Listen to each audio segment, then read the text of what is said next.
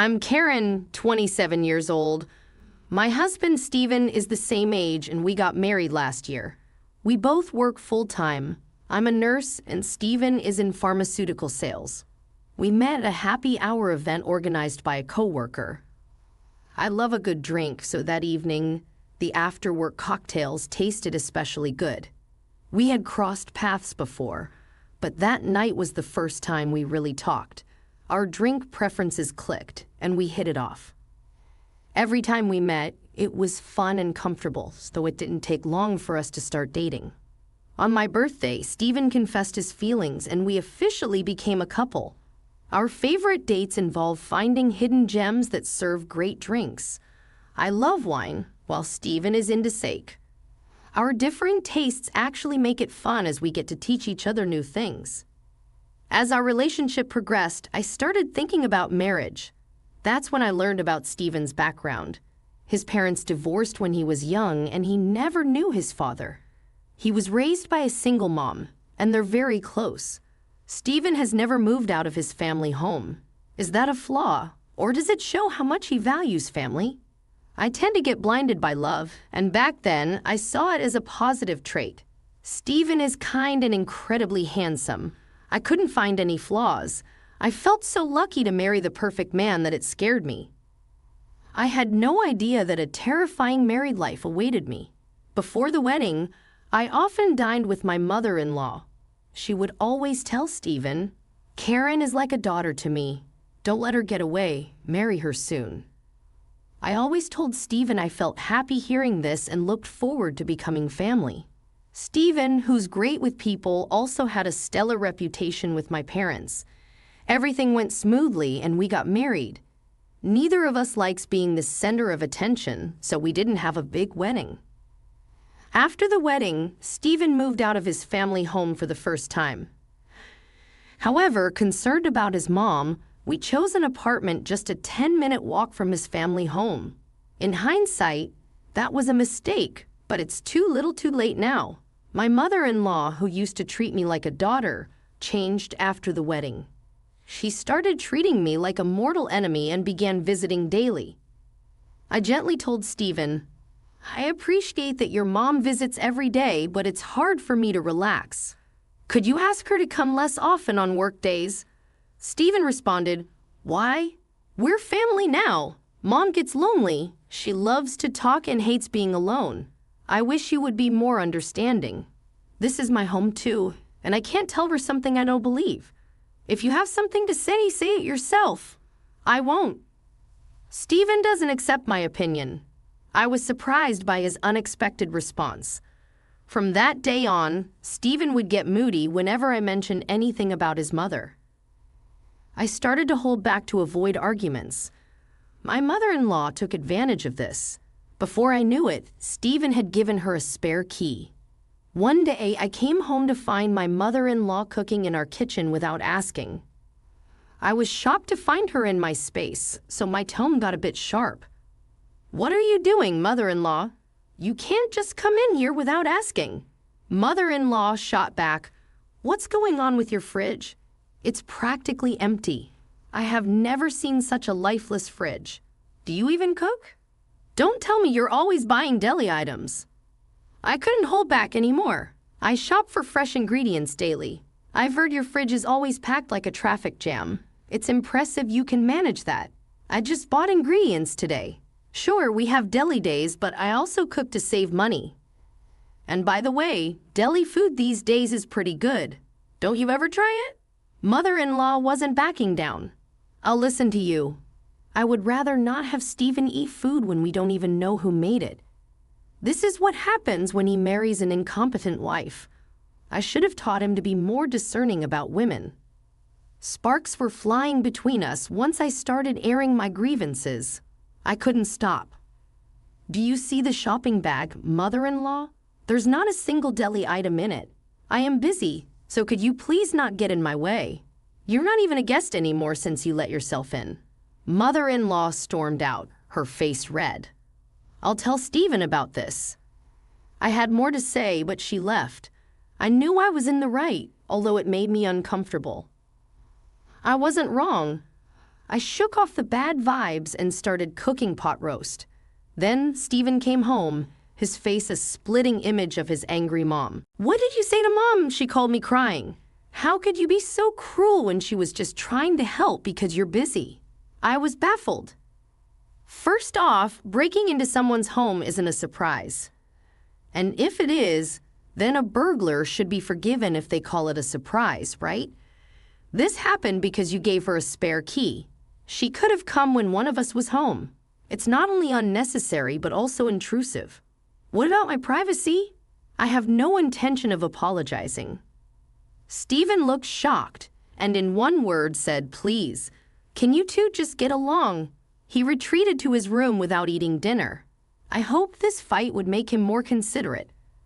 For the next few days, we barely spoke. I couldn't stand the tension, so I brought it up. "What do you want to do going forward?" "I don't want a relationship where we don't communicate. Let's talk," Stephen finally said.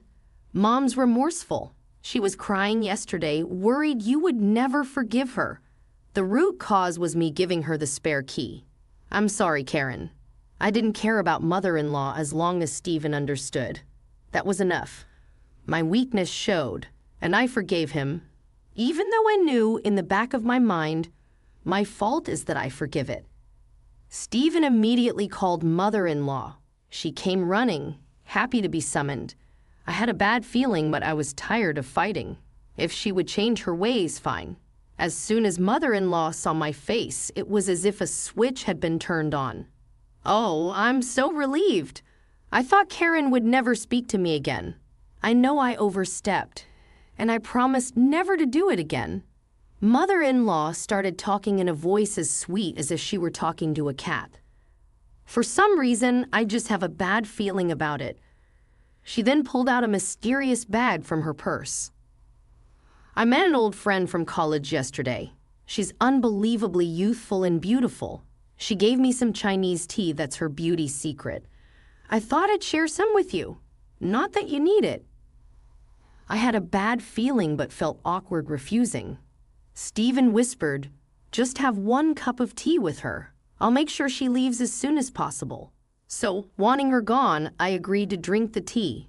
I have always enjoyed Chinese tea, and it is popular at my workplace too. Mother-in-law quickly poured hot water into the tea pack. "This tea is supposed to be good for your skin and boost female hormones. You guys are thinking about having kids soon, right? If you like it, I'll tell my friend to get some for you," she said, placing the cup in front of me. The aroma was a bit unusual, but I took a sip anyway. It tasted strange, but I dismissed it, thinking it was just a new flavor. However, my bad feeling came true. I woke up in the middle of the night with stomach pain, feeling half faint. By the time I felt better, it was already morning. There was no doubt about it. The only thing I had consumed that Stephen hadn't was the suspicious Chinese tea. I told Stephen about it, but he didn't take me seriously. "Karen, that's a terrible accusation. Mom brought the tea to make amends. You're making it sound like she poisoned you. Don't you feel ashamed?" "It's probably just an upset stomach. Mom would never do something like that." Stephen wouldn't believe that I was being malicious, but without evidence, I couldn't press the issue. Still, I have been wary of anything from mother-in-law since then. Just before Stephen's birthday, mother-in-law called. "Karen, I'm cooking for Stephen's birthday. You can come or not. It's up to you. You're busy, right? Maybe you should take some time to refresh yourself." She was planning to celebrate Stephen's birthday without me. I hadn't dared to eat anything from her since that day, and homemade food was out of the question. But I was planning to spend Stephen's birthday together, so I felt upset. "I thought we would spend his birthday together since we are newlyweds. I assume you have celebrated with him every year until now, so from now on it's my turn." Before I could finish, she cut me off. "Anyway, I want Stephen to come home." "You don't have to come, Karen. We can celebrate your birthday next month, okay?" I decided to leave the decision to Stephen. That night he said, "Did you hear? You're free to do whatever you want that day." He chose mother-in-law over me without hesitation, and I was getting fed up. On Stephen's birthday, He was in high spirits and it made me feel sick. My feelings for him started to wane. He seemed to enjoy celebrating with just his mom, becoming more of a mama's boy, and they started dining out together more frequently. I'm busy with work and can't focus on that all the time. A month flew by and it was my birthday. We usually celebrated at our favorite restaurant. I assumed this year would be the same, but Steven surprised me. Mom wants to celebrate your birthday with us. She would be happiest if you two got along. I was so shocked I froze. Steven, still in high spirits, didn't notice. I said I wanted to celebrate just with you, Steven. We were together on your birthday, so let's spend mine together. For some reason, Steven thought I was being polite. No, you don't have to hold back. Mom offered, so it's fine. He just didn't get it. I had no choice but to be firm. No offense to mother-in-law, but I want to spend my birthday just with you. I want to go to our special restaurant. Then Steven suddenly got angry. Don't waste Mom's kindness. You're heartless. Why haven't you noticed that Mom didn't invite you to my birthday? Just do as I say. It's already a hassle. I was done arguing and then came my birthday. Instead of a restaurant, we were at home. And of course, mother-in-law was there. Neither of them seemed interested in my low spirits. I started to get angry as I saw them enjoying themselves in the kitchen. Then the lights went out and the cake came in. I was angry, but the cake helped me cool down a bit. Before blowing out the candles, mother-in-law announced she had a gift. I bought a wine worth $5,000 for your birthday celebration. Let me uncork it right away. The packaging looked worn and the cork was crumbling. Is this what they call vintage? Mother-in-law poured a generous amount of wine into my glass. Even in the dim light, I could see the wine was cloudy. Memories of the Chinese tea incident came flooding back. I took a small sip. What is this? I spat it out immediately and turned on the lights. I turned the bottle of mother-in-law's so-called $5,000 wine upside down in the kitchen sink. Wine flowed down the drain. Steven quickly grabbed the bottle from me. You're terrible. Apologized to Mom. What do you think you're doing? I saw what it meant to have a face filled with anger. Steven was glaring at me. I poured wine into the glass Steven was holding. Can you drink this? Then Steven looked puzzled but stubborn. He took a sip. At that moment, mother-in-law shouted, Steven, don't drink it. Too little too late. He spat it out immediately. What the heck is this? Mother-in-law took the wine away from Steven in shock. Steven asked, Mom, where did you buy this wine? We need to file a complaint. This is fraud. It's spoiled. Mother-in-law looked guilty and said, that wine was just sitting in the back of our kitchen. It's 50 years old. I heard on TV that it gained $1,000 in value every year. Vintage wines are properly stored in wine coolers. Upon closer inspection, the cork was more damaged than I thought. It was cloudy and smelled like mold. Even Steven couldn't hide his surprise. What bothered me was mother-in-law's insistence. Don't drink it. I suspect she knew it was spoiled, but she would never admit it. I couldn't forgive mother-in-law for this. Can you please leave? I can't keep my composure. Just get out of my sight. Even as I said this, mother-in-law kept making excuses to Steven. I felt invisible, but even mother-in-law, clearly uncomfortable, made a hasty exit. After she left, Steven said something unexpected. Mom doesn't drink, so she wouldn't know. Good thing we didn't give it to anyone else. Even after all this, Steven defended mother-in-law as if it were an accident. At that moment, my feelings for him cooled. My resolve solidified against Steven, who defended mother-in-law despite what she had done to me. I had been turning a blind eye to his excessive attachment to his mom. I wanted divorce now. I presented Steven with divorce papers I had kept just in case. He was speechless. When he asked why, I said, ask yourself. You know how much I have put up with. I have reached my limit.